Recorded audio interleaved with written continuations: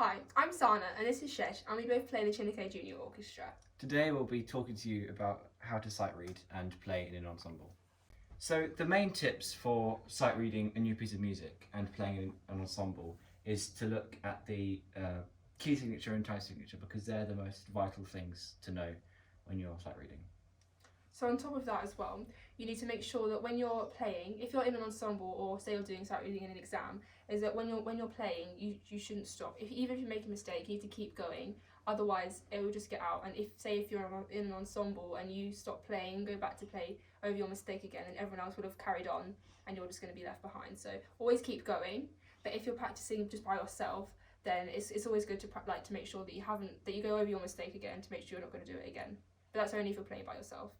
And then also you need to look at the markings that are on top of your music before you start playing. For example, it could be a tempo marking, or it could be telling you how to play the music. So it's always important to look for that. Otherwise, you could be playing a piece really fast when it's meant to be slow. So it's also quite important. This applies to all instruments, but specifically for string instruments, you need to also look at shifting and fingering, the way you need to be on the fingerboard.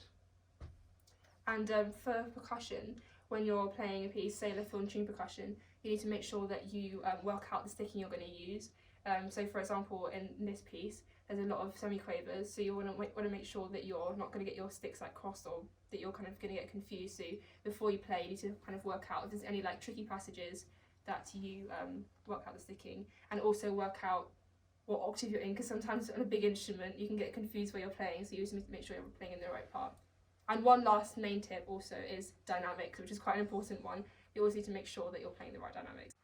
Another piece of advice is that when you're practicing your part, make sure you really take the time to work out all of the rhythms. And even if you can't get all of the notes right first time, make sure that you keep going with the rhythm, because that's one of the most important things.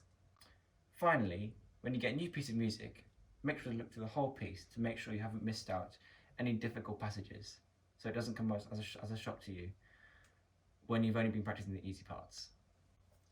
So a few tips when you're playing in an ensemble is, first of all, you want to make sure that when you're practicing your part, that you know what any of the other parts in your ensemble, or in our case a duet, you know what the other part's doing while you're playing, so that it doesn't come as a surprise to you when you play together for the first time and you have no idea what the other person's meant to be doing.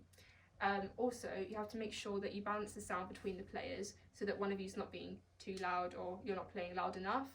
And finally, you want to make sure that when you are playing together, that everybody always listens to each other, to make sure that you are playing together in the right time and that everyone's really communicating through the music together.